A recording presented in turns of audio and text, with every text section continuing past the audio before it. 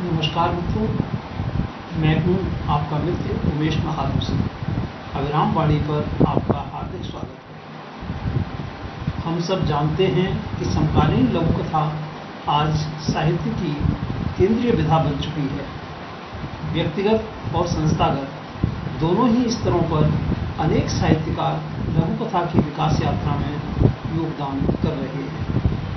अत्यंत सुखद और सकारात्मक बात यह है कि मूल रूप से अन्य विधाओं में सृजनरत रचनाकार अपने अनुभवों, तकनीक और रचनात्मकता के साथ आज बड़ी संख्या में लघु कथा सृजन से जुड़ रहे हैं।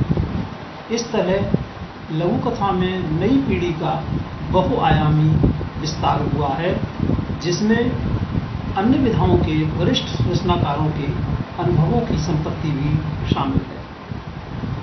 समय के साथ लघु कथा के महत्व और आवश्यकता को समझते हुए ऐसे जिन लेखकों ने प्रमुखतः 21वीं सदी में लघु कथा को समृद्ध करने का काम किया है, उनका योगदान अलग से रेखांकित किया जा सकता है।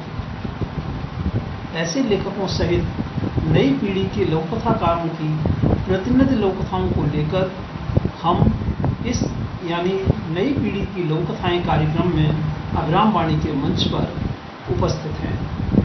इस मंच पर सहभागिता दर्शाने वाले सभी मित्रों का स्वागत है, अभिनंदन है। इस कार्यक्रम में प्रत्येक रविवार को अधिकतम 2 लघु कथाएं प्रसारित की जाएंगी। इनमें प्रसारण हेतु सीधे प्राप्त लघु कथाओं के साथ हम अपनी अन्य योजनाओं में शामिल कुछ लघु कथाओं को भी शामिल करने का यथासंभव प्रयास करेंगे। अनूठी लघु कथाएं कार्यक्रम के स्थान पर नई पीढ़ी की लघु कथाएं कार्यक्रम अगली सूचना तक जारी रहेगा। नई पीढ़ी की लघु कथाओं के चयन में हमारा प्रयास होगा कि ये लघु कथाएं सामान्य पाठक की समझ और उसकी पसंद के अनुरूप हों। तो आइए हम आरंभ करते हैं कार्यक्रम नई पीढ़ी की लघु कथाएं। आज की प्रस्तुति में शामिल है एक लघु कथा जिसका शीर्षक है गुबार। श्री सुरेश बाबू मिश्रा जी की इस लघु कथा का वाचन उमेश महादोसी यानी मेरे द्वारा किया जा रहा है। मिश्रा जी की यह लघु कथा अविराम साहित्यिकी के जनवरी-मार्च 2022 अंक में शामिल है। तो प्रस्तुत है श्री सुरेश बाबू मिश्रा जी की लघु कथा गुबार। गरिमा ऑफिस जाने के लिए तैयार हो रही थी। वह अपने छोटे बेटे शलभ को स्कूल छोड़ते हुए अपने ऑफिस जाया करती थी। वह शलभ को स्कूल की यूनिफॉर्म पहना रही थी। शलभ 4 साल का था और LKG में पढ़ रहा था। शलभ के पापा कल उसके लिए नए शूज लेकर आए थे। शलभ जिद कर रहा था कि वह नए शूज पहनकर ही स्कूल जाएगा। जब गरिमा ने उसे जबरदस्ती यूनिफॉर्म वाले शूज पहनाए तो वह जोर जोर से रोने लगा। रोते रोते उसने उल्टी कर दी, जिससे उसकी पूरी यूनिफॉर्म भी खराब हो गई। गरिमा परेशान हो उठी। उसने घड़ी पर नजर डाली। 9:30 बज चुके थे। आज वह फिर ऑफिस लेट पहुंचेगी और उसे बॉस की फटकार सुननी पड़ेगी। उसने मन ही मन सोचा। उधर शलभ रोए जा रहा था।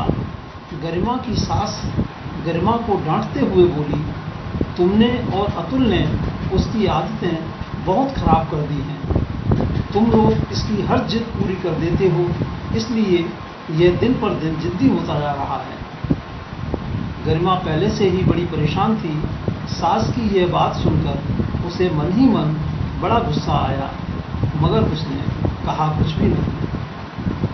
उसने शलभ की यूनिफॉर्म चेंज की, उसका हाथ मुंह धुलाया।